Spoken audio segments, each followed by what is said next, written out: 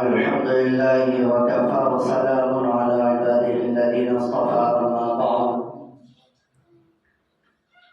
أعوذ بالله من الشيطان الرجيم بسم الله الرحمن الرحيم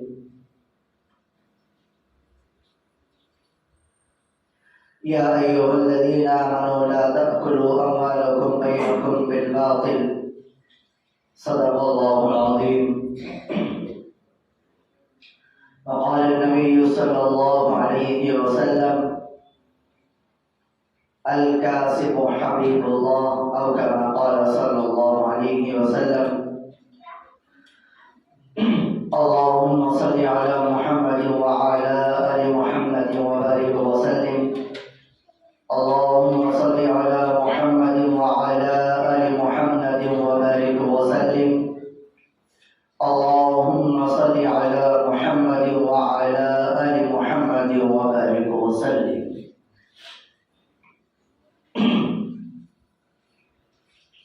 حاضرین محترم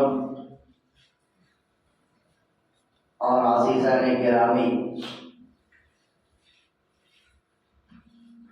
نبی کریم صلی اللہ علیہ وسلم کی ایک حدیث جس کے اندر 5 چیزوں کو بیان کیا گیا ہے، اس میں سے جو تیسری چیز ہے پچھلے جمعہ میں اس موضوع پر چند باتیں بیان کی گئی تھی، انہی چند باتوں کو اس جمعہ میں بھی اسی موضوع پر چند باتیں بیان کرنا ہے۔ نبی کریم صلی اللہ علیہ وسلم کی وہ حدیث یہ تھی کہ قیامت کے دن اللہ تعالی ہر انسان سے 5 چیزوں کے بارے میں سوال کریں گے، حساب کتاب لیں گے۔ جب تک ان 5 چیزوں کا حساب کتاب انسان نہیں دے گا، اس وقت تک اس انسان کو اپنی جگہ سے ہلنے کی بھی اللہ کی طرف سے اجازت نہیں ہوگی۔ ان میں سے تیسری جو سوال تھا وہ یہ تھا کہ اللہ تعالی انسان سے پوچھیں گے من این اکتسبہ، کہ اللہ انسان سے پوچھیں گے کہ تمہارے پاس جو مال و دولت تھی اور جو تمہارے پاس روپیہ پیسہ تھا، تم نے اس پیسے کو کہاں سے کمایا اور کس ذریعے سے تم نے جو ہے اپنے پاس جو پیسے آئے ہیں ان کو کس ذریعے سے تم نے کمایا، کون سے راستے سے اور کس طریقے سے تم نے کمایا ہے۔ اس کی ذہن میں چند باتیں یہ آئی تھی کہ حرام مال سے بچنے کے لیے اللہ تعالیٰ نے قرآن کریم کے اندر بہت ساری آیتوں کو اتارا ہے۔ احادیث کے اندر نبی کریم صلی اللہ علیہ وسلم نے کثرت کے ساتھ یہ بیان کیا ہے کہ حرام مال سے اپنے آپ کو محفوظ کرنا چاہیے، اور اللہ تعالیٰ نے بھی جگہ جگہ قرآن کریم کے اندر یہ ارشاد فرمایا کہ لوگوں پاکیزہ رزق کھاؤ، اور جو اللہ نے تمہارے لیے حلال رزق اتارا ہے اس کو استعمال کرو، ناجائز اور حرام رزق سے اپنے آپ کی حفاظت کرو۔ اس کی سب سے بڑی وجہ یہ ہے کہ جب انسان کے پیٹ کے اندر حرام رزق جاتا ہے، اور حرام اور ناجائز رزق اور جو ہے لقمہ اور ناجائز چیز جب اس کے پیٹ کے اندر اترتی ہے تو اس کی نحوست یہ ہوتی ہے کہ وہ چیز کا اثر یہ ہوتا ہے، اس کی نحوست یہ ہوتی ہے کہ وہ انسان کو نیک کام کرنے سے روک دیتی ہے۔ سب سے بڑا جو نقصان ہے اس کا وہ یہ ہوتا ہے کہ حرام مال کے کھانے سے انسان خود بخود نیکیوں سے دور ہوتا چلا جاتا ہے، اور اس کا دل، اس کا دماغ، اس کا جسم گناہوں کی طرف جانے لگتا ہے۔ یہ سب سے بڑا جو ہے حرام رزق کھانے کا سب سے بڑا وبال اور جو ہے سب سے پہلا جو اثر ہے وہ یہ نظر آتا ہے۔ اسی کے مقابلے میں جو انسان حلال رزق کھاتا ہے اور اچھی کمائی کھاتا ہے، اس کے اندر عبادت کرنے کا جذبہ پیدا ہوتا ہے، اس کا جسم عبادت کی طرف جاتا ہے، اس کا دل و دماغ اللہ کی فرما برداری میں لگتا ہے، اور گناہوں سے، نافرمانی سے، اللہ کی جو ہے ناراض کرنے والی چیزوں سے وہ انسان خود بخود بچ جاتا ہے۔ یہ غذا کا اثر ہوتا ہے، یہ کھانے کا اثر ہے۔ اسی لیے اللہ تعالیٰ نے قرآن کریم کے اندر جگہ جگہ فرمایا کہ اے لوگوں غلط طریقے سے کھانا مت کھاؤ، غلط طریقے سے مت کماؤ۔ جو شریعت نے جو اصول اور جو طریقے بتلائے ہیں اور جو طریقہ شریعت نے بتلایا ہے اسی کے مطابق اپنی کمائی کرو اور اسی کے مطابق غذا کھاؤ۔ چنانچہ خطبے کے اندر جو میں نے آیت پڑھی ہے اس کے اندر اللہ تعالیٰ فرماتے ہیں یا ایھا الذین آمنوا لا تأکلوا اموالکم بینکم بالباطل، اے ایمان والو غلط طریقے سے اپنے درمیان میں غذائیں مت کھاؤ، غلط طریقے سے اپنے درمیان میں کاروبار مت کرو، غلط طریقے سے اپنے پیٹ میں ناجائز لقمے کو مت اتارو۔ اسی طرح سے اور بہت ساری آیتوں کے اندر اللہ تعالیٰ جو ہے ارشاد فرماتے ہیں کہ یا ایھا الرسل کلوا من الطیبات واعملوا صالحا، کہ اے رسولو، اللہ تعالیٰ جو ہے رسول کو خطاب کر کے فرماتے ہیں انبیاء کو کہ اے رسولو پاکیزہ رزق کھاؤ، واعملوا صالحا، اور نیک اعمال کرتے چلے جاؤ۔ علماء کرام فرماتے ہیں کہ پاکیزہ رزق کھاؤ اور نیک اعمال کرتے چلے جاؤ، اس کو لا کر اللہ تعالیٰ یہ بتلانا چاہتے ہیں کہ پاکیزہ رزق اور حلال مال کھانے کا سب سے بڑا فائدہ یہ ہوتا ہے کہ آدمی نیک اعمال کرنے لگ جاتا ہے، اور اگر غذا اور حلال کمائی اس کی ناجائز طریقوں سے ہوگی تو وہ آدمی پھر نیک کام میں نہیں لگتا، بلکہ اس کی زندگی، اس کے اعمال، اس کا روپیہ پیسہ، اس کا وقت پورا اللہ کی نافرمانی میں گزر جاتا ہے۔ چنانچہ ہم اور آپ دنیا کے اندر مشاہدہ کرتے ہیں، ہم اور آپ دیکھتے ہیں کہ جن کے گھروں کے اندر ناجائز طریقے سے کمائی ہوتی ہے اور جن کے گھروں کے اندر حلال طریقے سے کمائی نہیں ہوتی، وہ ناجائز اور حرام طریقوں سے کمائی ہوتی ہے، آپ ان کی زندگیوں کو اٹھا کر دیکھ لیں، ان کا روپیہ پیسہ، ان کی زندگی پوری اللہ کی نافرمانی میں گزر رہی ہے۔ غیر مسلم تو بہت دور کی بات ہے، وہ مسلمان جو ناجائز طریقوں سے کما رہا ہے، اس کی کمائی، اس کا روپیہ بھی اللہ تعالیٰ جو ہے غلط طریقوں میں بنا رہا ہے۔ جو انسان ناجائز طریقے سے پیسے کماتا ہے، اللہ تعالیٰ اس کے پیسوں کو ایسے ہی ضائع کرتے چلا جاتا ہے۔ تو اس لیے میرے دوستو، اللہ تعالیٰ نے بہت ہی زیادہ توجہ کے ساتھ جو ہے ان آیتوں کے اندر یہ فرمایا کہ لوگوں حلال رزق کھاؤ، اگر حلال رزق کھاؤ گے اللہ تعالیٰ کی اطاعت کرنے کے لیے دل کرے گا، اور اگر حرام رزق کھاؤ گے تو پھر اللہ تعالیٰ کی نافرمانی ہوگی۔ یہ اگرچہ کہ اللہ تعالیٰ نے رسولوں سے فرمایا کہ یا ایھا الرسل، اے رسولوں، لیکن علماء کرام فرماتے ہیں کہ یہ خطاب رسولوں کو نہیں، یہ خطاب اللہ تعالیٰ قیامت تک آنے والے تمام انسانوں کو کہتے ہیں، چونکہ رسول حرام غذا نہیں کھا سکتے، رسول تو اللہ کے معصوم اور نیک بندے ہیں، ان سے حرام غذا تو بہت دور کی بات ہے، کوئی مشتبہ چیز بھی اگر آ جائے نظر، یعنی کوئی ایسی غذا جس کے بارے میں شک ہو حرام ہے کہ حلال ہے، انبیاء تو اس سے بھی دور رہتے ہیں۔ تو اللہ نے اس آیت کے اندر اگرچہ کہ رسولوں سے فرمایا ہے، لیکن رسولوں کے واسطے سے تمام قیامت تک آنے والے انسانوں سے فرماتے ہیں کہ اے لوگوں حلال اور پاکیزہ رزق کھاؤ، اس کا سب سے بڑا فائدہ یہ ہوگا کہ اللہ تعالیٰ کی اطاعت اور فرمانبرداری اور اللہ تعالیٰ کی عبادت کا جذبہ ہماری زندگی کے اندر پیدا ہوگا۔ تو ہمارے نیک اعمال کا دار و مدار ہماری غذا کے اوپر ہے، ہماری عبادت کا دار و مدار ہمارے کھانے کے اوپر ہے، ہمارے نیک بننے کا دار و مدار ہماری حلال کمائی کے اوپر ہے۔ یہی وجہ ہے اللہ کے نبی صلی اللہ علیہ وسلم نے مشکات کی حدیث میں ارشاد فرمایا الکاسب حبیب اللہ، جو حلال رزق کمانے والا ہوتا ہے وہ اللہ کا دوست ہوتا ہے۔ اللہ کے نبی صلی اللہ علیہ وسلم فرما رہے ہیں کہ جب آدمی حلال رزق کماتا ہے وہ اللہ کا دوست ہوتا ہے، اللہ اس سے محبت کرتے ہیں، چاہے وہ 1 روپیہ کمائے لیکن حلال طریقے سے کمائے اور اس کو خرچ کرے، اللہ تعالیٰ اس کے رزق میں بھی برکت دیتے ہیں، اس کے مال میں بھی برکت دیتے ہیں، اس کی صحت میں بھی برکت دیتے ہیں، اور اس کے گھر کے اندر بھی اللہ تعالیٰ برکتوں کو نازل فرماتے ہیں۔ اور جن کے گھروں کے اندر حرام مال آتا ہے، حرام رزق جو لوگ کماتے ہیں، نہ ان کے رزق میں برکت ہوتی ہے، نہ ان کے گھروں میں برکت ہوتی ہے، نہ ان کی صحت میں برکت ہوتی ہے، نہ ان کے دن اور رات کے اوقات میں برکت ہوتی ہے، اللہ تعالیٰ تمام چیزوں سے ان کی جو ہے برکتوں کو ختم فرما دیتے ہیں۔ یہ حرام مال کی نحوست ہے۔ اللہ کے نبی صلی اللہ علیہ وسلم نے صحابہ اکرام کو یہی ترغیب دی کہ صحابہ اکرام جو ہے وہ جن کے پاس کاروبار بھی ہوتا تھا، جو کام نہیں کر سکتے تھے، ان صحابہ اکرام کو اللہ کے نبی نے فرمایا کہ جنگل جاؤ اور وہاں سے لکڑیاں چن کر لاؤ اور ان کو بیچ کر حلال رزق کھاؤ۔ صحابہ اکرام جنگل جاتے تھے اور وہاں سے لکڑیاں توڑ کر لاتے تھے اور جو ہے مدینے کے بازار میں اس کو بیچ کر حلال رزق کھاتے تھے، حرام طریقے سے 1 روپیہ نہیں کھایا صاحب،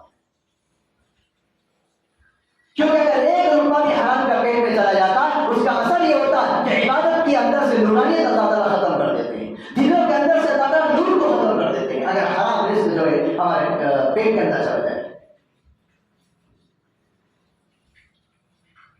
تو لہٰذا میرے دوستو اللہ تعالیٰ کل قیامت کے دن ہم سے پوچھے گا کہ ہم نے تم کو جو ہے تم نے جو رزق کمایا ہے تم نے جو روپیہ پیسہ کمایا ہے یہ بتاؤ تم نے رشوت دے کر کمایا ہے یا سود کے ذریعے سے تم نے کمایا ہے یا جھوٹ بول کر تم نے کمایا ہے کس طریقے سے کمایا ہے؟ احادیث کے اندر بے شمار احادیث ہے جن میں اللہ کے نبی صلی اللہ علیہ وسلم نے فرمایا کہ سود کا کاروبار کرنا حرام ہے، سود کا لینے والا بھی دینے والا بھی اور سود کے کاروبار کو جو ہے اس کے بارے میں بتانے والا بھی اور اس کے اندر مدد کرنے والا بھی، سود کے پیسے ادھر سے ادھر لے جانے والا بھی اور سود کے پیسوں کو رکھنے والا بھی، سود کے پیسوں کو اٹھانے والا، اللہ کے علماء کرام فرماتے ہیں تمام کے تمام لوگوں کو سود کا حرام ہوگا، گناہ ملے گا۔ ایسا نہیں کہ سود کا لینے والا دینے والا گنہگار ہے، بلکہ جو سود کے پیسے کو اٹھائے گا وہ بھی گنہگار ہے، اس کو بھی اتنا ہی گناہ ملے گا جتنا سود کھانے والے کو گناہ ملے گا۔ اللہ کے نبی صلی اللہ علیہ وسلم ارشاد فرماتے ہیں سود کا ایک روپیہ سود کا جو ہوتا ہے اس کے 70 درجے ہیں، 70 درجے منحوس ہے سود کا پیسہ، اور سب سے چھوٹا جو درجہ ہے سود کا وہ اپنی ماں کے ساتھ زنا کرنے کے برابر ہے۔ بڑے افسوس کے ساتھ یہ کہنا پڑتا ہے کہ ہمارے مسلمانوں کا تقریباً کاروبار سود کے اوپر چل رہا ہے،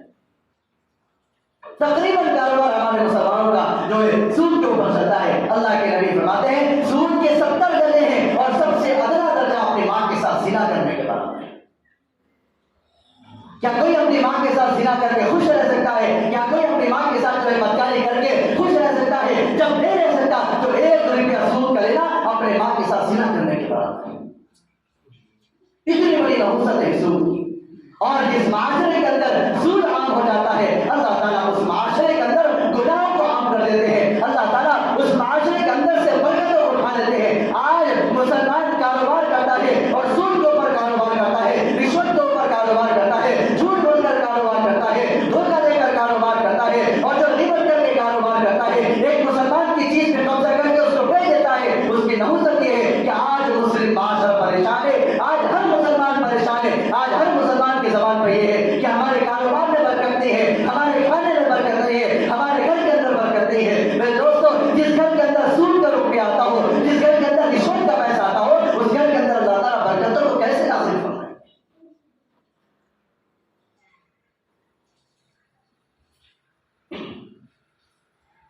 آپ جائیے جا کر کاروباروں کو دیکھیے، جا کے مارکیٹ میں گھوم کر دیکھیے، ہمارا ذاتی مشاہدہ ہے، ہم نے دیکھا ہے اور معلومات کی ہے کہ مسلمان جو ہے سب سے زیادہ سود کے کاروبار کرنے والے ہوتے ہیں۔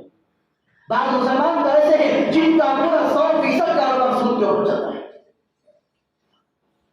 پھر میرے دوستوں بتائیے کہ برکتیں کہاں سے آئیں گی؟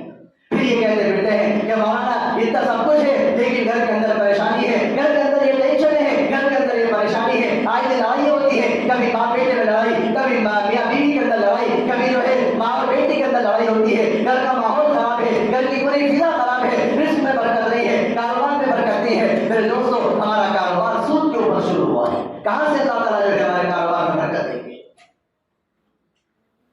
بعض لوگ یہ کہتے ہیں کہ وہ صاحب ہم جو 1 لاکھ روپے سود کے لے کے آئے اور کاروبار کر کے وہ 1 لاکھ روپے چکا دیں گے، اس کا تو حلال ہو جاتا۔ میرے دوستوں جس کاروبار کی بنیاد سود کے اوپر رکھی گئی وہ کاروبار کبھی حلال نہیں ہو سکتا۔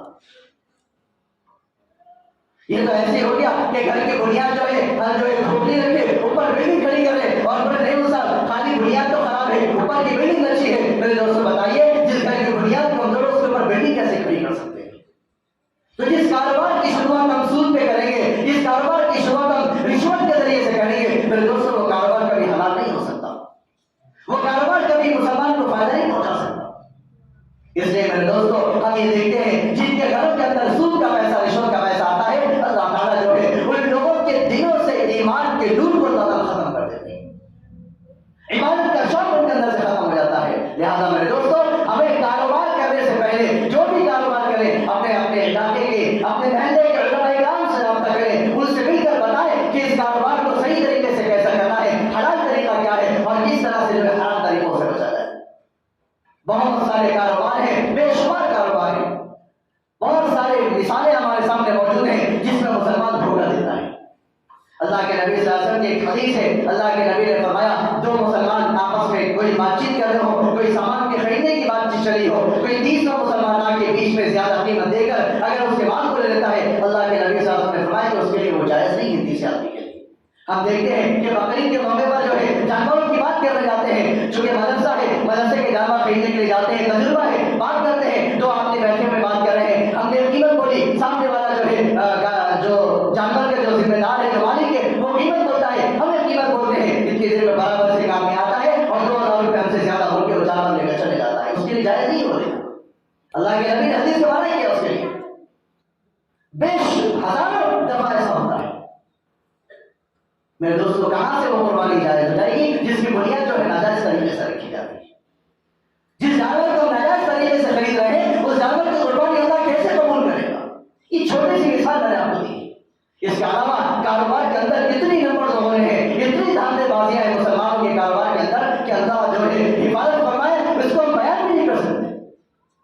میرے دوستوں، ہمیں اپنے کاروبار کو صاف نظر رکھیں، ذرا ذرا بھی اگر کوئی کمی بیشی ہمارے سامان کے اندر ہے، سامنے والے کو بتا دینا گراہک کو اس کے اندر یہ کمی ہے، اس کے اندر یہ خرابی ہے، تاکہ اگر ہم جھوٹ بول کر اس کاروبار کو کریں گے، ظاہر میں تو پیسہ ہاتھ میں آئے گا، لیکن میرے دوست اس پیسے کے اندر کوئی برکت نہیں ہوگی۔ لہذا میرے دوستو، اللہ تعالیٰ کل قیامت کے دن یہی پوچھے گا کہ اے مسلمان انسان سے پوچھے گا کہ تم نے جو کاروبار کیا تھا، تم نے جو پیسے کمائے تھے، کس طریقے سے کمائے؟ ہم کل قیامت کے دن کیا جواب دیں گے؟ اگر ہم ناجائز طریقے سے کمائیں گے، اللہ تعالیٰ سیدھے جہنم میں لے جا کر ڈال دیں گے۔ جب ہمارا کھانا پینا حرام طریقے سے ہوگا تو ہماری عبادت اللہ کیسے قبول کر لیں گے؟ ہماری دعائیں اللہ کیسے قبول کر لیں گے؟ ہمارے دل کیسے لگے گا مسجد کے اندر؟ میرے دوستو، مسجد کے اندر، عبادت کے اندر اس شخص کا دل لگے گا جس کے پیٹ کے اندر حلال لقمہ جائے گا۔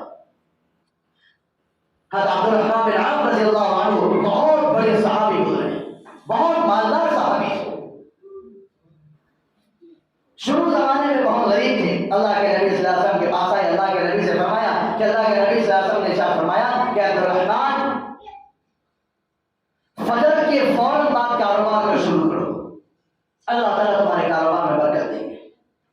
حضرت عبد الرحمن بن عوف فرماتے ہیں کہ 1 سال تک میرا یہ معمول تھا، فجر کی نماز پڑھ کے اپنا کام کرتا تھا، جو بھی ان کا کام کرتے تھے وہ کام کرتا تھا میں، چنانچہ 1 سال کے بعد وہ عبد الرحمن بن عوف فرماتے ہیں جہاں میں اتنا غریب تھا کہ لوگ مجھے زکات کے پیسے دیا کرتے تھے، 1 سال کے بعد میں اتنا امیر ہو گیا کہ میں نے لوگوں کو زکات کے پیسے دیے۔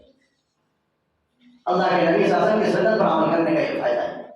اگر ہم اپنے کاروبار کو اللہ کے نبی صلی اللہ علیہ وسلم کی سنتوں کے مطابق اتاریں گے، شریعت نے جو طریقہ بتایا ہے اس کے مطابق ہم اگر ہم حلال کمائی کریں گے تو ظاہر میں ہماری کمائی جو ہے نقصان دہ محسوس ہوگی، ایسا محسوس ہوگا ہمارا کاروبار ٹھپ ہو گیا، لیکن میرے دوستوں ایک وقت آئے گا اللہ تعالیٰ اس کی برکت سے ہمارے رزق میں خوب برکت دے گی۔ چنانچہ پڑوس کے ملک کا ایک واقعہ جو ہے ذہن میں آیا ہے، میں اس کو سنا دیتا ہوں، اس سے اندازہ ہوگا کہ گناہوں کو چھوڑ کر صحیح طریقے سے کمائی کرنے کا کتنا بڑا فائدہ ہوتا ہے۔ پڑوس کے ملک کے ایک بہت بڑے وکیل تھے، وہ جو ہے وکیل کا مطلب یہ ہوتا ہے کہ جو جتنا بڑا جھوٹ بولتا ہے وہ اتنا بڑا وکیل بنتا ہے۔ چنانچہ وہ وکیل تھے اور جو ہے بہت سارے کیس جو وہ جیتتے تھے اور جو ہے خوب رشوت دیتے تھے اور جو ہے پیسے لے لے کر جو ہے کیس جیتتے تھے اور جھوٹے کیس کو صحیح بنا دیتے تھے، وہ ان کا کمال تھا۔ اللہ تعالیٰ نے ان کو توفیق دی اور جو ہے لوگوں کے اور پڑوسیوں کی اور وہاں کے لوگوں کی محنت کرنے کی وجہ سے وہ اللہ کے راستے میں گئے اور 4 مہینے سال بھر لگا کے آئے۔ واپس آنے کے بعد انہوں نے اپنے وکالت سے توبہ کر دی اور نے کہا کہ میں اپنی تمام وکالت سے توبہ کرتا ہوں، جتنا بھی میں نے پیسہ کمایا پورا حرام ہے، لہٰذا اس پیسے کی جو جو چیز انہوں نے خرید کی تمام چیزیں انہوں نے واپس کر دی، پورا گھر چھوڑ دیا اور جو دکانیں، کاروبار، اپنی گاڑی سب چھوڑ دیا اور اپنے بیوی بچوں کو لے کر ایک جو ہے کرائے کے مکان میں چلے گئے اور قسم کھائی کہ آج کے بعد سے کوئی جھوٹا کیس نہیں ہوگا، میں سچا واقعہ سنا رہا ہوں۔ چنانچہ ان کے جو ہے دوست احباب تھے جو دوسرے وکیل تھے، وہ کہنے لگے کیسے پاگل آدمی ہو، اچھی خاصی کمائی ہو رہی تھی، اتنی بڑی دکان تھی، اتنا بڑا کاروبار تھا، اتنا بڑا مکان، کروڑوں کی گاڑی تھی، سب چھوڑ کے تم جو ہے کرائے کے مکان پہ رہ گئے ہو، دیکھو تمہارے پاس تو کوئی کیس لے کر بھی نہیں آ رہا۔ انہوں نے کہا کہ میں نے اللہ کے راستے میں نکلا تھا، وہاں پر میں نے اللہ کے نبی صلی اللہ علیہ وسلم کی حدیث سنی تھی کہ جو آدمی جھوٹ بولتا ہے، جو مسلمان جھوٹ بولتا ہے، اللہ تعالیٰ اس کے اندر سے جو ہے ایمان کو ختم کر دیتے ہیں اور مرتے وقت ایسا ہو جاتا ہے جو اپنی پوری زندگی جھوٹ بولتا ہے۔ اللہ کے نبی صلی اللہ علیہ وسلم اور علماء کرام فرماتے ہیں کہ مرنے سے پہلے اللہ تعالیٰ سے اس بات کے خوف ہوتا ہے کہ کہیں اللہ تعالیٰ مرنے سے پہلے اس کو کافر نہ کرے۔ چنانچہ انہوں نے کہا کہ میں نے سب باتیں سنی ہیں، اب میں کبھی جھوٹ نہیں بولوں گا، جو سچا کیس آئے گا میں صرف اس کو لڑوں گا۔ چنانچہ کچھ دنوں تک پریشان رہے، مہینہ 2 مہینے 3 مہینے ہو گئے، کوئی نہیں آیا، بڑی غربت کی حالت ہو گئی اور جو ہے 2 وقت کی روٹی بھی گھر کے اندر نہیں تھی، اسی حالت میں لیکن اللہ کے ساتھ صبر کرتے رہے، چپ چاپ رہے کی بات جو ہے پورے علاقے کے اندر، پورے شہر کے اندر مشہور ہو گیا، یہ جو وکیل صاحب ہے سچا کیس لیتے، جھوٹا کیس لے لیتے، چنانچہ ان کے بعد سچے کیس آنے لگے۔ جو حق پر تھے وہ لوگ اپنا کیس ان کے پاس لانے لگے اور وہ کیس لڑنے لگے، اور جج کو بھی یقین ہو گیا کہ یہ آدمی جس کا کیس لے کر آتا ہے وہ حق پر ہوتا ہے۔ چنانچہ وہ اتنے مشہور ہو گئے، جب بھی وہ جو ہے عدالت کے اندر کھڑے ہوتے اور جج دیکھتا کہ یہ صاحب کھڑے ہو کر کیس لڑ رہے ہیں، جج بغیر فیصلہ سنے جو ہے ان کے اپنا فیصلہ دیتا اور کہہ دیتا ان سے بڑا سچا کوئی نہیں، لہٰذا یہی جیتنے والے۔ ایک سال کے اندر اللہ نے ان کی قیادت رکھ دی، اور جتنا پیسہ جھوٹ بول کے کمایا تھا اللہ نے اس سے زیادہ عزت اور پیسہ ان کو ایک سال کے اندر عطا فرمایا۔ یہ ہے میرے دوستو، ظاہر میں ہمیں نقصان محسوس ہوگا، لیکن میرے دوستو ہمیں شریعت کے مطابق اپنے کاروبار کو کرنا ہے، اپنی کمائی کو حلال کرنا ہے۔ اگر ذرہ برابر کسی کو دھوکہ دے کر ہم نے اگر کوئی چیز بیچی ہے، کل قیامت کے دن اللہ تعالیٰ جو ہے اس کی پوچھ تاچھ کرے۔ ماذا من این اکتسبہ، اللہ تعالیٰ فرماتے ہیں پوچھیں گے کہ تم نے یہ روپیہ کہاں سے کمایا ہے۔